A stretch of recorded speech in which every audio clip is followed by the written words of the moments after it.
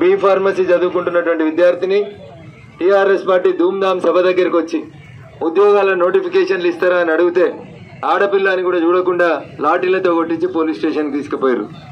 దానికి బదులా తీసుకోవాలన్నా వద్దా? అప్పుడు పోతలేదు. అందాక ఒక ఆడపిల్లను ఉద్యోగం ఈమెను అడిగిన పాపాన్ని కొట్టిర్రు. ఇగో ఇది తెలంగాణ రాష్ట్ర సమితి పాలన, గౌరవనీయులు ముఖ్యమంత్రి చంద్రశేఖరరావు గారి గొప్ప పాలన.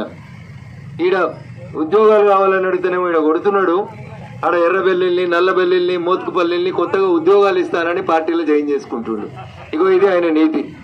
ఆ ఎర్రబెల్లి ఎన్ని తిట్టిండు, ఆ మోతుకుపల్లి ఎన్ని తిట్టిండో మీరు చూసి ఉండాలి.